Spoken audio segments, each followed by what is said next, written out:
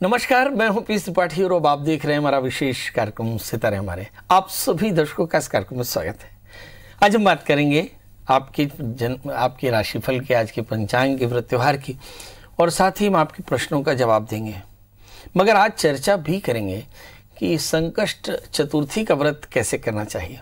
Exactly ऐसे कहते हैं कि इन दिनों में हम बहुत ज़्यादा कष्टित हैं और ऐसी स्थिति में हमें क्या करना चाहिए, इस पर विस्तार से चर्चा होगी। इसके अलावा आपके फ़ोन कॉल्स भी आप सीधे फ़ोन करके अपने प्रश्न पूछ सकते हैं। हमारा फ़ोन नंबर है 07714008777। अब से आधे घंटे तक लगातार ये फ़ोन लाइन खुली रहेगी और हमें आपके फ़ोन का इंतज़ार रहेगा। तो चलिए कार्यक्रम की शुरुआत करते हैं। जानती हैं आज का पंचांग। आज शुभ संवत 2077 शक 1942, सूर्य दक्षिणायन का है।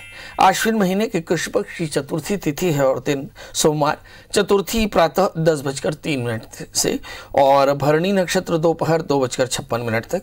आज चंद्रमा मेष राशि में होंगे। आज का राहु काल 7:26 से 8:56 तक। तो दोस्तों ये तो था पंचांग, और अब बात करते हैं चतुर्थी की। ऐसे कहते हैं कि नंदा भद्रा जया रिक्ता पूर्णा, ये 5 तिथियां होती हैं क्रमशः 1 2 3 4 5 6 7 8 9 10 11 12 13 14 15। इसमें चतुर्थी तिथि को रिक्ता तिथि माना गया। नंदा भद्रा जया रिक्ता पूर्णा, तो चतुर्थी तिथि में हम अपने रिक्तताओं की पूर्ति करते हैं।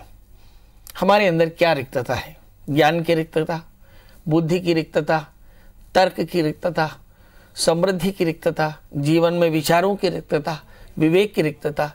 और ऐसी स्थिति में हम भगवान गणपति की पूजा करते हैं। ऐसे कहते हैं कि गंग गणपतये नमः, गंग ज्ञानाय नमः। जो गंग बीज मंत्र से गणपति और ज्ञान दोनों का उपासन किया जाता है, और ये सब कुछ चतुर्थी के दिन किया जाता है ताकि हम अपनी रिक्तताओं को पूरा कर सकें, भगवान गणपति की कृपा पा सके। इसके लिए प्रातःकाल संकल्प करके, स्नान करके संकल्प करें कि मैं अमुक नाम वाला आज भगवान गणेश की सायुज्यता और ज्ञान की प्राप्ति के लिए गणेश चतुर्थी का व्रत करूंगा, और फिर करूंगा या करूंगी। और फिर दिन भर व्रत करने के बाद भगवान गणपति का पूजन करें। गणपति का पूजन षोडशोपचार से करें, और फिर पूजन के बाद व्रत का भोग लगाएं, भगवान को भोग लगा करके आरती पुष्पांजलि करें, और फिर किसी अच्छे ब्राह्मण को भोजन कराएं, और फिर बैठ करके व्रत का पारण करें। याद रखें कि इस पूरे व्रत में मंत्र जप, ध्यान, धारणा, अनुष्ठान, यानी मंत्र का जप हो, ध्यान हो, धारणा हो, और अनुष्ठान का क्रम यानी अनुशासन हो। तो इस प्रकार अगर आप गणपति का पूजन करेंगे तो निश्चित तौर पर भगवान गणपति की कृपा आप पर जरूर होगी। और इसमें विशेष करके तिल के लड्डू चढ़ाए जाते हैं, और इसमें सभी प्रकार के कष्टों की निवृत्ति के लिए भगवान सिद्धि बुद्धि सहित गणपति का पूजन किया जाता है। ऐसे कहते हैं सुमुखश्चै गदन्तश्च कपलोगज गणकः लंबोदरश्च विकटौ विघ्ननाशो विनायकः धूम्रकेतुर्गणाध्यक्षो भालचंद्रो गजाननः द्वादशैतानि नामानि यः पठेत् शृणुयादपि। ऐसा कहते हैं कि जो 12 नाम हैं गणपति के, इनके पूजन में इन 12 नामों का स्मरण जरूर करना चाहिए, और ऐसा करने से सिद्धियां मिलती हैं, मतलब जीवन की सभी परेशानियां दूर होती। चलिए, तो ये हमने बताया कि गणपति का पूजन कैसे करें, गणपति का व्रत कैसे करें, गणपति का विधान क्या है। अब बात कर लेते हैं 12 राशियों की। 12 राशियों में पहली राशि आती है मेष यानी अरीस की। इस राशि वाले जातकों के लिए देखते हैं कि आज का दिन इनके लिए कैसा रहेगा। देखिए, सबसे पहले तो ग्रहों की स्थितियां देखनी चाहिए।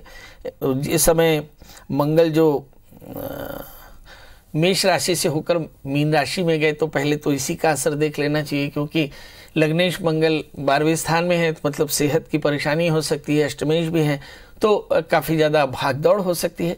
चतुर्थेश लग्न में बैठे हैं तो ऐसा लगता है कि परिवार को लेकर के थोड़ी चिंता हो सकती है। वैसे देखें तो एक ग्रह और भी ऐसा है जिसे वैसा नहीं होना चाहिए जैसा वो है 8वां केतु। मतलब बेवजह की यात्राएं, बेवजह के विवाद हो सकते हैं, एक्सीडेंट्स हो सकते हैं, यानी वेरी प्रोन टू इंजरी के प्रोन है। और दूसरे स्थान में राहु भी पड़े हैं, जो बताते हैं कि हमें अपनी रूटीन लाइफ में, फाइनेंशियल लाइफ में बड़ी सावधानी रखनी चाहिए। तो कुल मिलाकर के इस राशि वाले जातकों के लिए करना क्या चाहिए? तो आज भगवान गणपति का पूजन करें। काम में व्यवधान हो सकता है क्योंकि दूसरे स्थान में राहु, 8वें स्थान में केतु है। एकाग्रता की कमी हो सकती है, और इन सब के लिए आपको राहु के मंत्र का जप करना चाहिए। कहते हैं राहु की प्रीता के लिए दत्तात्रेय कवच का पाठ भी किया जा सकता है। तो भगवान दत्तात्रेय की पूजा करें, राहु के मंत्र का जप करें, दवाइयों का दान करें या फिर बीमारों की सेवा करें। साथ में आप सूक्ष्म जीवों के लिए आहार यानी एक मुट्ठी शक्कर, एक मुट्ठी आटा निकालें तो आज का दिन बेहतर होगा। अब बात कर लेते हैं दोस्तों वृषभ यानी टॉरस की। यहाँ पे मंगल अपने स्थान पे आ गए, मतलब राहु लग्न में आ गया और मंगल 11वें स्थान में आ गया। मतलब इस राशि वाले जातकों के लिए चंद्रमा तृतीय होकर के 12वें स्थान में है। मतलब मन में थोड़ी सी अशांति या फिर आलस्य होगा, निर्णय लेने में थोड़ी सी परेशानी। वैसे एनर्जी बहुत ज़बरदस्त है, 11वें स्थान में चंद्रमा है, तो मुझे ऐसा लगता है कि अपने यहाँ पर भी आपको एकाग्र होकर के रहे अपनी एनर्जी को सही तरह से चैनलाइज करना होगा। यहाँ पर दूसरी चीज़ देखने की 8वें स्थान में बृहस्पति है या अष्टमेश होकर के सुग्रही बैठे हैं, मतलब बेवजह के विवाद हो सकते हैं। लग्न में राहु है, वाणी का संयम रखना होगा, सामाजिक सरोकार थोड़े से ज़्यादा होंगे।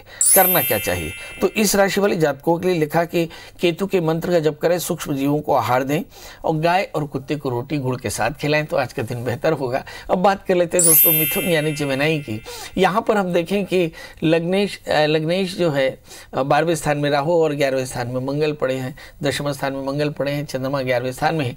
तो अगर इनका सब लोआब देखें तो ऐसा लगता है कि 12वें स्थान के राहु आकस्मिक हानि, 6ठे स्थान के केतु बेवजह के विवाद यात्राएं दे सकते हैं, 8वें स्थान के शनि बेवजह के कामों में व्यवधान डाल सकते हैं।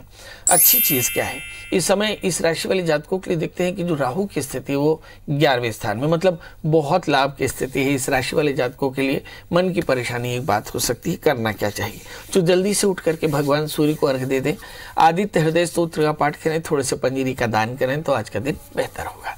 अब बात कर लेते हैं दोस्तों कर्क यानी कैंसर की। इस राशि वाले जातकों के लिए देखते हैं कि एकाग्रता थोड़ी सी बेहतर होती है। लग्नेश यहाँ पर मीन राशिगत होकर के बैठे, मतलब भाग्य स्थान में बैठे, मेष राशि में बैठे, तो ऐसा लगता है कि काम को लेकर के बहुत ज़्यादा कंसर्न होंगे। मंगल भाग्य स्थान में बैठे, अवसर आपके पास में होंगे। शनि 7वें स्थान में अच्छे दोस्त होंगे। 6ठे स्थान में बृहस्पति पड़े हैं तो ऋण रोग व्याधि शत्रुता की परेशानी व्याप सकती है। तो इस राशि वाले जातकों के लिए सलाह क्या है, तो भगवान शिव की शरण में रहें और साथ में खीर का दान करें तो आज का दिन बेहतर होगा। बात कर लेते हैं दोस्तों सिंह राशि की। इस राशि में लग्नेश सूर्य है, धन स्थान में बैठे, तीसरे स्थान में बुध बैठे और शुक्र लग्न में बैठे। इसका मतलब ये हुआ कि लग्न में शुक्र होने के कारण थोड़ा सा अकेलापन या फिर आत्मविश्वास में कमी या थोड़ा सा आलस्य हो सकता है।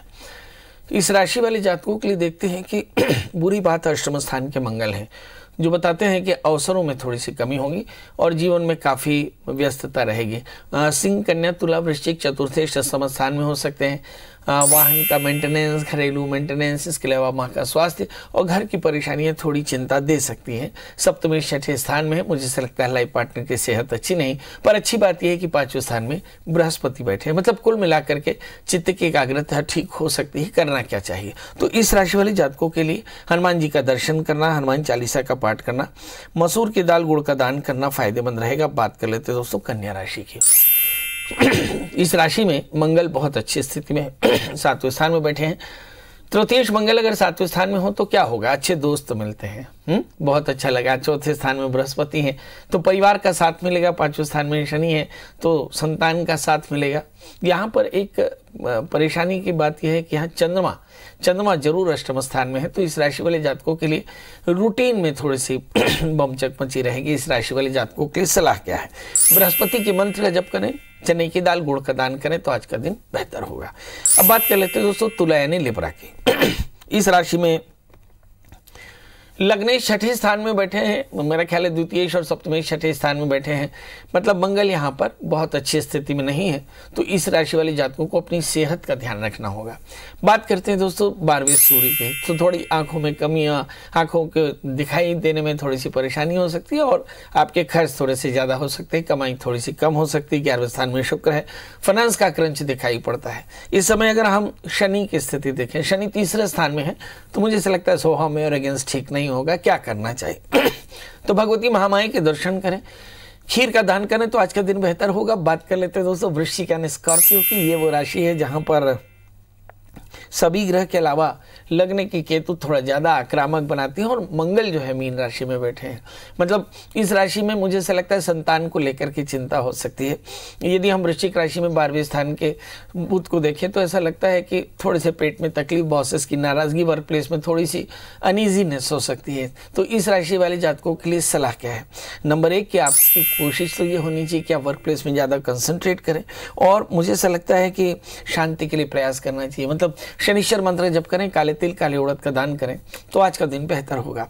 अब बात कर लेते हैं दोस्तों धनु यानी सेजिटेरियंस की। लग्न में बृहस्पति हैं इस समय। अगर हम केतु और राहु को देखें तो मुझे ऐसा लगता है कि राहु इस समय 6ठे स्थान में, केतु 12वें स्थान में।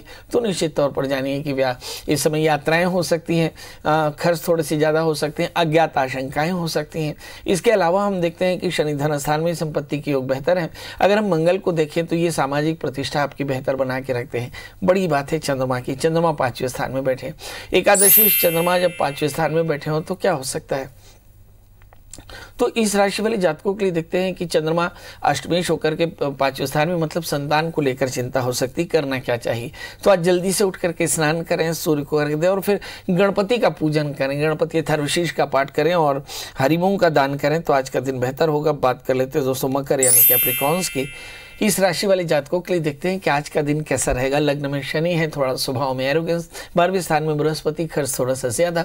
अगर हम शुक्र की स्थिति देखें तो शुक्र अष्टम स्थान में, तो मुझे से लगता है पेट की तकलीफ हो सकती है, बॉसेस की नाराजगी हो सकती है। इस समय सूर्य भाग्य स्थान में बैठे हैं, जाहिर है कि बहुत तरह की अपॉर्चुनिटी होगी, और दशम स्थान में बुध है जो बताते हैं कि लाभ की स्थिति है। कुल मिलाकर के करना क्या चाहिए? तो इस राशि वाले जातकों के लिए 2 बातें। नंबर 1 कि लग्न में शनि है और मीन राशि का मंगल है, मतलब कहीं स्वभाव में इम्पेशेंट या एरोगेंस आपके लिए पैनिक हो सकता है। क्या करना चाहिए? तो रूटीन में थोड़े से सावधान रहें, कॉन्शियस रहें। इसके अलावा भगवान सूर्य को अर्घ्य दें, आदित्य हृदय स्तोत्र का पाठ करें, पंजीरी का दान करें, तो आज के दिन बेहतर होगा। बात कर लेते हैं दोस्तों कुंभ यानी एक्वारियस की। इस राशि में 12वें स्थान में शनि, 11वें स्थान में बृहस्पति बैठे हैं। जब 12वें स्थान में शनि हो तो खर्च ज्यादा, नींद की परेशानी कम, और साथ में शोल्डर्स में पेन हो सकता है। हेल्थ का ध्यान रखना होगा। 11वें स्थान में बृहस्पति, आय की स्थिति बेहतर है। अब अगर मंगल की स्थिति देखें, धन स्थान में मंगल, आपकी सारी संपत्ति का योग बेहतर होगा, मगर मन में अकेलापन जरूर हो सकता है। इस राशि वाले जातकों के लिए एग्जैक्टली 7वें स्थान में शुक्र पड़े हैं। मुझे से लगता है कि कुछ एसोसिएट को लेकर के थोड़ी चिंताएं हो सकती हैं, आशंकाएं हो सकती हैं। इस राशि वाले जातकों के लिए करना क्या चाहिए? तो एग्जैक्टली अभी देखिए कि 3रे स्थान में चंद्रमा भी है, तो मन अशांत हो, इसके लिए आपको चाहिए कि भगवान शिव का पूजन करें और पंजीरी का दान करें, साथ में खीर का दान करें, तो आज का दिन बेहतर होगा। बात कर लेते हैं दोस्तों मीन राशि की। इस राशि में लग्न में मंगल पड़े हैं, और लग्न में मंगल पड़े हैं जिसका मतलब है एनर्जी बहुत ज़्यादा है। 11वें स्थान में शनि, स्वभाव में एरोगेंस, दशम स्थान में बृहस्पति, कवर प्लेस में चीज़ें ठीक होंगी। 7वें स्थान में पड़े हुए हैं सूर्य जो बताते हैं अच्छे पार्टनर होंगे। शुक्र भी इस समय उसी तरह से देख रहे हैं कि शुक्र के कारण थोड़ी सी परेशानियाँ, थोड़ी सी उलझनें हो सकती हैं। तो इस राशि वाले जातकों के लिए सलाह क्या है? नंबर 1, चूंकि मंगल मीन राशि में है और राहु वृषभ राशि में, मतलब कहीं ना कहीं फैंटेसी बहुत है, इसके चलते एनर्जी का आप सही तरह से इस्तेमाल नहीं कर पाएंगे। इस समय अगर हम 11वें स्थान में शनि को देखें तो आय की स्थिति बहुत अच्छी है, वर्क प्लेस में आपके बड़ों की ब्लेसिंग्स भी मिल रही है। क्या करना चाहिए? तो इस राशि वाले जातकों के लिए हनुमान जी का दर्शन करना, हनुमान चालीसा का पाठ करना, मसूर की दाल गुड़ का दान करना श्रेयस्कर होगा। तो दोस्तों ये तो था मेष से लेकर मीन का हाल। अब हमारे साथ पहले कॉलर जुड़ चुके हैं विवेक जी। विवेक जी आपका बहुत बहुत स्वागत है, बताइए क्या जानना चाहते हैं? प्रणाम पंडित जी। जी प्रणाम। मैं आर्थिक अपनी दृष्टि से अपने जानना चाहता हूँ कि ये साल तो निकल गया है, अगला आने वाला भविष्य कैसा रहेगा? थोड़ा आपकी जन्म तारीख बता दें। 19 मार्च 1975। और समय बता दें। समय रात के 11 बजे। जन्म स्थान बता दें। जलंधर, पंजाब। अभी क्या करते हैं विवेक जी? अभी व्यवसाय है हमारा दवाइयाँ बनाने का और आयुर्वेदिक मेडिसिन बनाने का जी, और कुछ अपने और वो वर्क भी है, मतलब लॉज भी चलती है हमारी। बहुत सुंदर। चलिए, ढेर सारा काम है, मगर कोरोना के कारण एक प्रश्न है कि कैसे रहेगा भविष्य। वैसे मैं आपको बता दें कि जब भी कोई बात इस तरह से होती है, कोई बड़ी विपत्ति आती है, तो उसमें एक अच्छाई जरूर होती है। तो कोरोना के कारण मुझे ऐसा लगता है कि देश का बिजनेस बहुत जल्दी मोबिलाइज होने वाला है, बहुत अच्छा होने वाला है। अब आपकी जन्म कुंडली देखे लेते हैं कि इस मोबिलाइजेशन का आपको क्या फायदा होगा। आपका जन्म लग्न वृश्चिक है और आपकी जो राशि है वो वृषभ है। लग्न में राहु है। जीवन में बहुत संघर्ष किया आपने, और लग्नेश तीसरे स्थान में थोड़ा सा इम्पेशेंट, जबरदस्त एनर्जी और थोड़ा सा एरोगेंस भी है। मुझे ऐसा लगता है जब कभी भी तृतीय षष्ठम स्थान में हो तो निर्णय लेने में तकलीफ होती है और राहु के कारण बहुत सारे भ्रम होते हैं।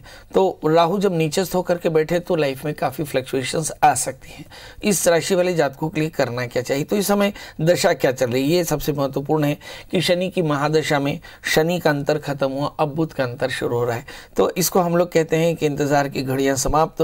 तृतीय षष्ठम स्थान में थे, अब आपकी दशा जो है वो अष्टमेश की दशा चल रही है, एकादशीश की दशा चल रही है। आगे बिजनेस आपका अच्छा रहेगा, आप अपने बिजनेस को और बढ़ा सकेंगे और आपके रिसिप्ट्स काफ़ी बढ़िया रहेंगे।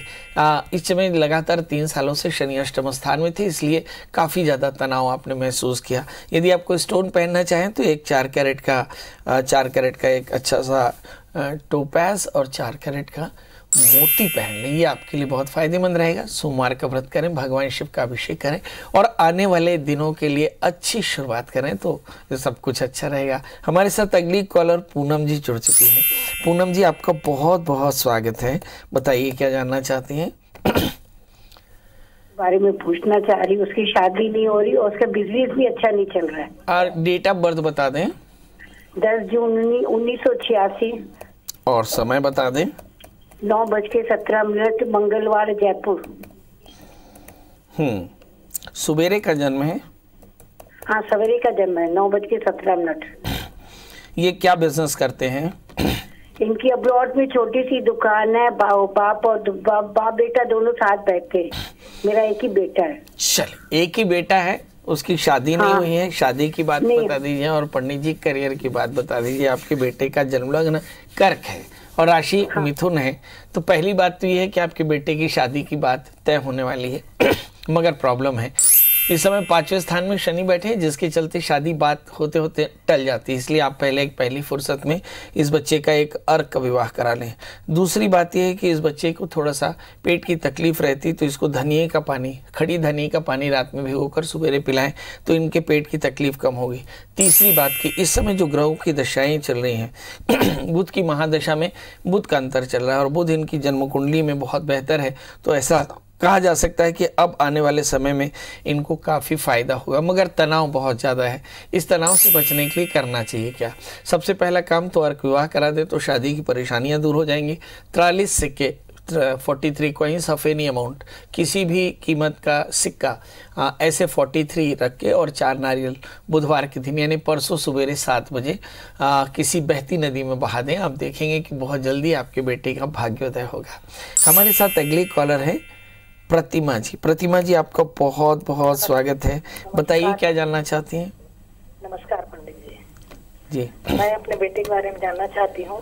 जी प्रतिमा जी, आपसे गुजारिश है कि आप थोड़ा लाउडली बोले और डेट ऑफ बर्थ, टाइम और प्लेस बता दें। जी, मेरे अपने बेटे के बारे में पूछना चाहती हूँ। उनका जन्म है 14 जनवरी 94। और समय? समय 2:23। दोपहर का जन्म है? दोपहर को 2:23 में। जन्म स्थान बता दें। जी, स्थान दुर्ग। क्या जानना चाहती हैं? उसके कैरियर और उसके अभी क्या करते हैं ये? अभी इंजीनियरिंग किया है और बस तैयारी कर रहा है परीक्षा का। लेकिन चलिए ये देखते हैं। इनकी शादी में बहुत परेशानी है। अब आप सोचते होंगे पंडित जी हम पूछते हैं करियर का और आप बताते हैं शादी का। असल में शादी जिसकी अच्छी होती है उसका करियर अच्छा होता है। तो यदि शादी में इसके बाधा है, इसका मतलब करियर में बाधा है।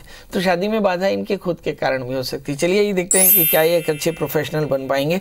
इनका जन्म लग्न वृषभ है और इनकी जो लग्न में केतु है तो ही इज़ वेरी डायनेमिक।